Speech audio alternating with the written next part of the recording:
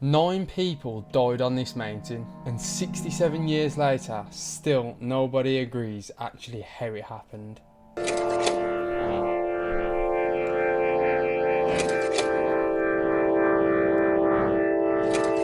In early 1959, a group of hikers decided to head out on an expedition across a mountainous region of Western Soviet Union. The group consisted of 9 experienced men and women greatly familiar with the Siberian wilderness. Yet, this adventure would prove to be their last. Despite a criminal investigation, photographs and journal entries, the case remains unsolved after more than half a century. This is the case of Dyatlov Pass.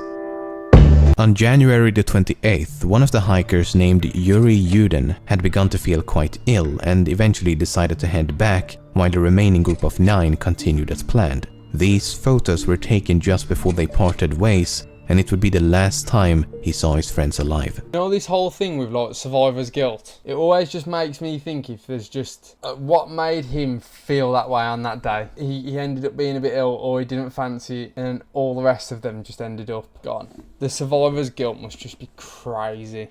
The group resumed their expedition across the snow-covered outback and documented everything of note using diaries as well as multiple cameras. Recovered photos and journal entries suggest that the trek progressed as one would expect, with no unforeseen complications. Just lots of snow, bitter cold, and an increasingly arduous landscape. I think we actually always forget how cold Russia is. I've saw videos in the past where people pour boiling kettles out their window and it freezes by the time it hits the ground. So you're going hiking in that, into the mountains, all just for the love of the game. I want to climb a mountain and I want to do it in the freezing cold. February the 1st, they reached the foot of a mountain known to the indigenous Mansi population as Dead Mountain.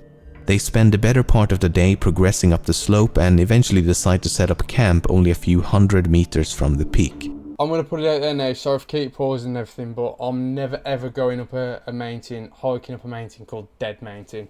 These are some of the last photos recovered from the cameras, and the last sentence of the final entry reads, "It is difficult to imagine such a comfort on the ridge, with shrill, howling wind hundreds of kilometers away from human settlements." This is from 1959, I think it said, in Russia, pretty much smack bang in the middle of the era of the Soviet Union. And there's already a load of conspiracies that you can look into and find that links all these different things together. So I can already imagine that there is hundreds for this. Let's just try and keep a clear head on it. A few weeks later, friends and relatives begin to worry. No one has heard from Igor or any of the other members of the group. After much debate, a team of volunteers eventually head out to find them. On February the 26th, the search party is finally able to locate the camp on the slope. It's obvious to the first at the scene that something has gone horribly wrong. The tent is in scrambles, covered by a thin coat of snow. The hikers' belongings and equipment was found orderly placed inside the tent, but the tent itself had been slashed open with a knife from the inside. This is the thing to me that makes it seem weird. 9 people are dead. The tent's been slashed from the inside out. It could just be something as simple as, you know, there was a massive bear or something outside the front, and they just needed to escape out the back. The next day, 9 pairs of footprints lead the search volunteers down the slope towards the nearby woods. Given that the footprints left rather mild indentations in the snow, would suggest that they descended the slope in a rather calm and orderly fashion, as opposed to running away in panic. The footprints could be tracked for about half a kilometer from the tent until the trail was completely covered by snow. So they continued in the direction of the trail and under a large cedar tree at the edge of the forest, next to the remains of an improvised campfire, they found the frozen bodies of Yuri Doroshenko and Yuri Krivonoshenko. So pretty much they all got split up by the sounds of it. Whatever happened, they got split up. There's just 2 people there on their own with a campfire and they're frozen to death. Nothing kind of seems that weird about that. Take over 2 months for the bodies of all 9 hikers to be recovered. The first two were found severely underdressed. No jackets, no pants, no gloves, hats, boots or anything else one might expect given the frigid climate. Only light shirts, underpants and socks. At the time of their death it would have been around 30 degrees below zero. The cedar tree had signs of damage as if someone had climbed it, with branches broken up to 5 meters high. Perhaps they were attempting... I've got a thought with the clothes. What about if they... In fact, I was going to say they've run out of things to burn, but you're literally surrounded by trees and everything, so you wouldn't burn your clothes, would you? That was just a stupid thought, to be honest. I won't interrupt it again with stupid thoughts, apologies. To locate a tent in the pitch black darkness, or perhaps they were trying to hide from someone or something. The next 3 hikers were found at varying distances between the tent and the tree, covered by a few centimeters of snow. They were better dressed than the previous 2, but not by much, as they still lacked essential items such as boots, hats and gloves. They were all found facing the direction of the tent as if they were struggling to return at the moment of death. While some of them had sustained minor injuries, all 5 had died of hypothermia. It should also be noted that 4 of them had died while intoxicated.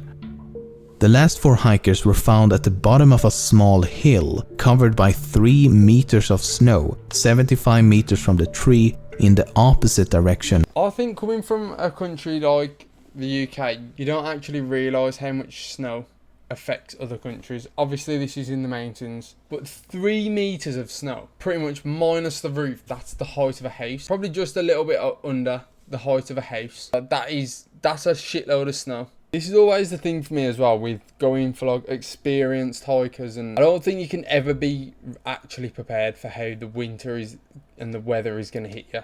Of the tent.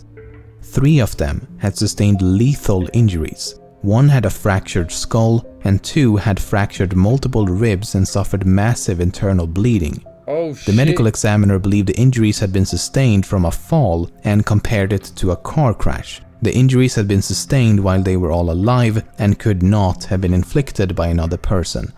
2 had also been found with gaping eye sockets, and 1 of the women had a missing tongue. Well, that now changes everything, doesn't it, really? I get now why it is a little bit suspicious. So we've got 1 that's got substantial injuries, can be compared to being in a car crash. 1 has no eyes, and the other's missing a tongue. Now, you could just say, oh, you know, animals have come past, birds or something, ate their eyes and their tongue, but surely they'd pick away at the rest of them. And the guy that compared to being in a car crash, what's gone on there? Has he just fell from somewhere, like a big height, and then rolled down the hill maybe? It's looking a bit weird. The last of the 4 had a broken nose and a deformed neck, but died of hypothermia. A deformed neck, does that mean a broken neck, or something else has happened to his neck? The most mysterious of all, 3 articles of clothing were later found to be abnormally radioactive. On May the 28th, the criminal case was discontinued. The clothes was radioactive. See, this is where you then start to fall into this whole conspiracy theory territory.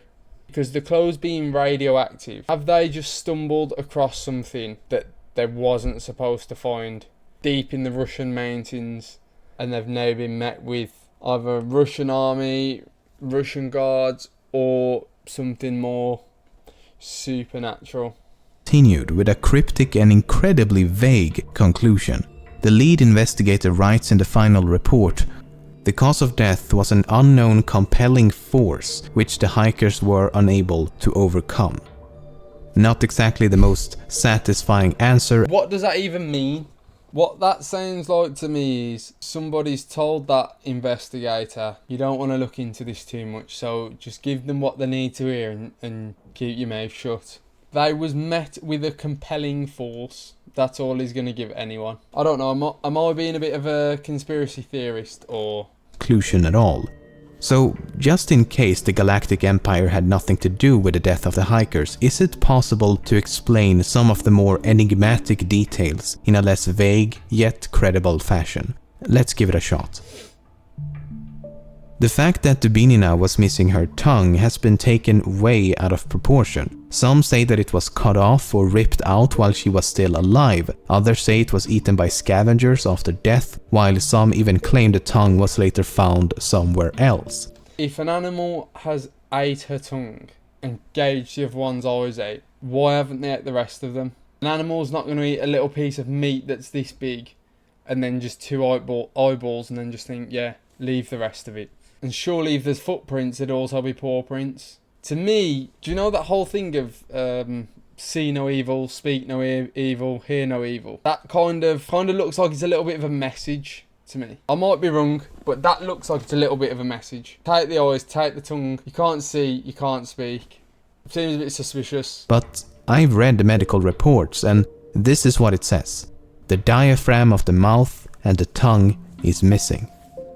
That's it. There's nothing about cutting or ripping or anything. I don't know how or where it began, but there seems to be an exaggerated importance placed on this missing tongue, while in reality, it's a rather minor detail. At least the medical examiner believed it to be a minor detail, otherwise he would likely have elaborated further. With things where they don't give you enough information about it, I then think, well, they're just trying to hide something. If they say, oh yeah, the tongue was missing. You haven't told us how it's cut out, you haven't told us how it was gone, you haven't told us if anything else has been bit or chewed by an animal. You're just going to say, yeah, the tongue's missing. Why is the investigators just giving, oh yeah, they were met by a brute force or whatever he said? The medical examiners are saying, oh yeah, the tongue's just gone. Okay, well, why is the tongue gone? The same section of the same report states, gaping orbits, the eyeballs are absent. Equally mysterious, right? Well, no, because the medical examiner does provide an explanation for both. Soft tissue injuries to the head are post-mortem changes to Dubinina's corpse, which was recently exposed to water prior to detection. Putrefaction is the process where bacteria and fungi break down dead plant or animal matter. So they're saying bacteria made her eyes and tongue disappear. Exclusive to Dubinina, as the 4 last bodies were all damaged due to the melting snow. Now, some who claim that her tongue must have been removed while she was still alive have pointed to the fact that she had about 100 grams of blood in her stomach. But that's not exactly true either. The relevant portion of the forensic examination reads, the stomach contained up to 100 cubic centimeters of a dark red, slimy mass. That's about... Okay, so once again, give us a little bit more information. You are the examiner. You need to be telling us what that is, because otherwise we're going to come to the conclusion that it's blood. Whatever it was cutting the tongue out while she was probably screaming, shouting, putting up a fight. Then she'd have ended up basically drinking her own blood, wouldn't she? So... Which isn't that strange, given that she was suffering from massive internal bleeding. Maybe I am just too much of a conspiracy theorist. Do you know what the thing is? Whenever I see something or hear something like this, I don't really want to take what's being told to me as gospel. I feel like sometimes you have to try and at least look at the bigger picture. One of the most mysterious aspects of this case is that 3 separate articles of clothing discovered on 2 of the bodies were found to be radioactive. Which does indeed sound a bit mysterious, but you have to keep in mind that almost everything is slightly radioactive. So we need more details. The radiological studies claim that under normal circumstances, an area of 150 square centimeters should not exceed 5,000 disintegrations per minute. Only 3 articles of clothing exceeded or equaled that limit at 5,000 dpm, 5,600 dpm, and 9,900 dpm. Okay, so how are we actually classifying if a piece of clothing's radioactive? Because I can tell you now, this t-shirt I've got on isn't radioactive. I think this guy, whoever's reading this to us, is he just in on it all? You got a question, isn't it? It's too quick to give solutions to it.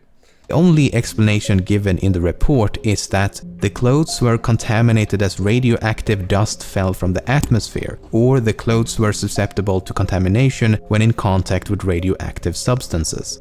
In other words, they were unable to determine exactly how the clothes were contaminated, but it's not unrealistic to believe it to be a result of natural processes. But just in case it wasn't due to the elements, there may be an alternative explanation. Kolevatov had previously worked at a facility developing nuclear materials, and Krivonoshenko had previously worked at a top-secret plutonium production plant for nuclear weapons.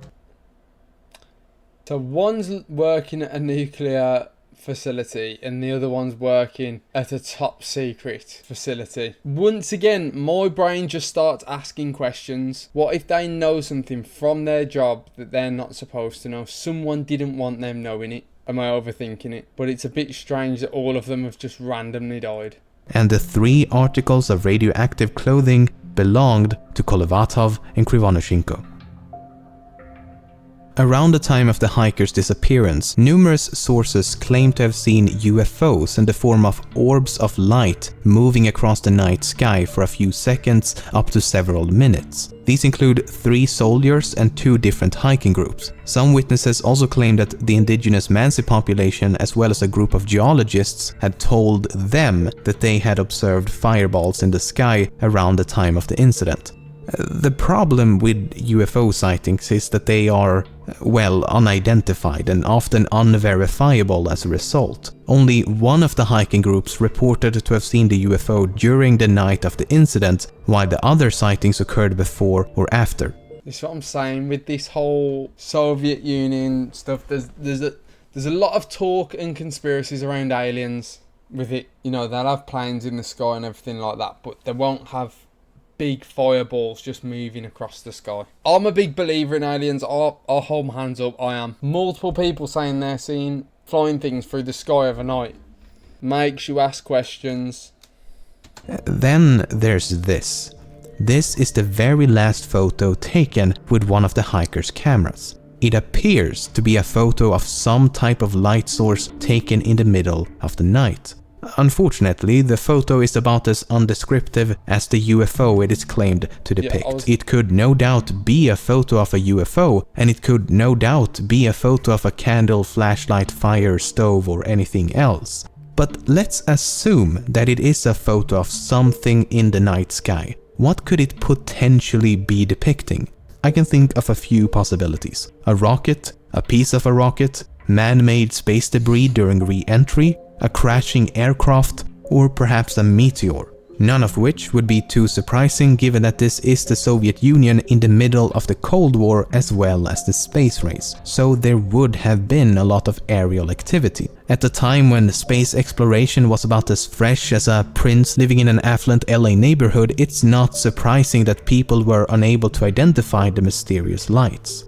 These indigenous people that live on the mountain, who are they? I feel like we need some more background into them. Regardless, it could not have landed close to the hikers as it would have been found by the search teams. And if the object had already been recovered, there should have been evidence in the form of a crash site, footprints, and other activity on the ground. So, given the fact that there is no obvious connection between the UFO and the hikers' disappearance, I'll put this in the spooky red herring box. So, what happened? Let's hear the conclusion, then I'm actually interested to see this bit. Why did they leave the tent? Why was it slashed open from the inside? How did some of them sustain such major injuries while the others simply succumbed to the cold? Why were so many of them underdressed? We're hoping you're going to tell us, because we're all intrigued. I think the biggest mystery is how it's been able to remain a mystery given the abundance of information. So after spending the better part of this month hiring multiple Russian translators reading through a massive amount of material ranging from theories about a KGB cover-up to a simple avalanche accident, this is what I believe to be the most credible. Right, people actually think this is down to an avalanche accident. They're all in different places. The one's missing eyes, the one's missing a tongue, the one's got a snapped neck. And you're telling me this is down to an avalanche accident? Obviously, I understand it. If they're all covered in snow, then maybe it could be an avalanche. But how are you missing eyes and tongue from an avalanche accident? Explanation. First of all, why would they leave the tent?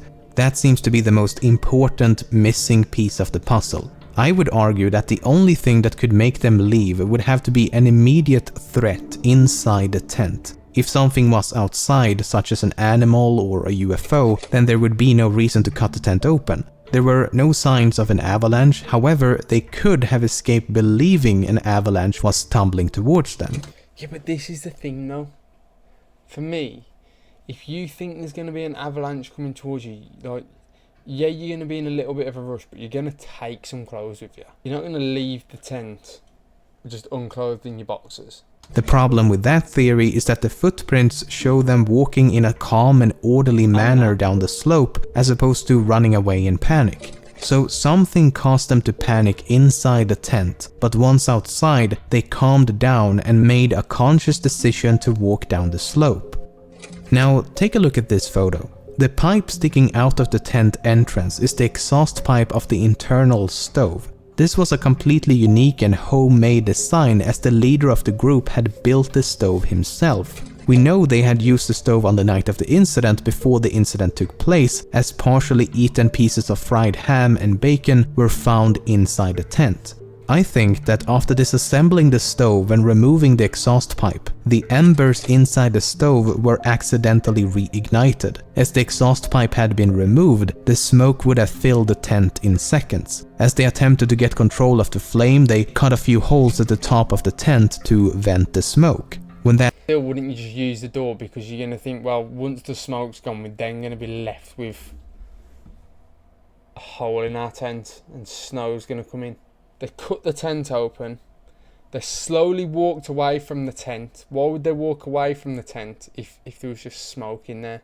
Why would they leave it with just barely any clothes on, just their boxers? Why are they all split up?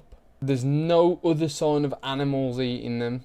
You wouldn't walk off from it though, would you? You've got absolutely... If there's a bit of smoke in your tent, there's no reason that you're walking off with no clothes on. That didn't work, and it became increasingly difficult to breathe. The side of the tent was slashed open and they all escaped in a state of panic. There's even more evidence to support this theory. Several members of the group were found with burn marks on both their bodies and clothing, which could definitely have been a result of the improvised fire under the tree, or perhaps a scalding hot metal stove. Some of them were also found with blood around their mouth, and coughing up blood could be a symptom of smoke inhalation. Then there's this photo, taken the day before the incident. The jacket has obviously been burned, but the question is how? It's possible that sparks from the stove had accidentally set the jacket aflame. Okay, so they make it outside and... Yeah, but if everything was setting on fire, why is the tent not on fire then? Quickly realize what a terrible situation they're in. Sub-zero temperatures, no shelter, underdressed, in the middle of a snowstorm, in the middle of the night, in the middle of nowhere. At this point, I think one or more of them made a decision to head for the nearest shelter, which they would have known to be the woods. The reasoning behind this decision is likely multifaceted. The smoke from the tent could have made it impossible to stay within its proximity, and/or the smoke may have caused them to believe that the tent was on fire. Some of them were intoxicated, which could have affected their judgment as well as their sensibility to the cold. And they may also have believed to be closer to the woods than they actually were. Okay, but wasn't they all back then facing the tent as though they was trying to get back to it? So they finally reached the woods and immediately set out to make a fire. Some climbed a tree and scavenged the surrounding area, while those who are more properly dressed head a bit deeper into the woods. About 75 meters from the tree, 4 of them trigger a minor avalanche, taking them over the edge of a ravine with a drop of about 3 meters. As the bottom is filled with rocks and ice, they sustain lethal injuries. 3 of the other 5 hikers decide to head back for the tent, while the remaining 2 slowly freeze to death around a fading flame. That's definitely something that you could have a million different theories on. And if you go and look up on YouTube, I can guarantee there's probably about thousands of videos telling you why their answer is the right thing. I don't know. Let me know in the comments what you think. Also, if there's any more kind of unsolved mysteries or anything that you think I should take a look at, let me know in the comments, and I'll see you on the next one. See you later.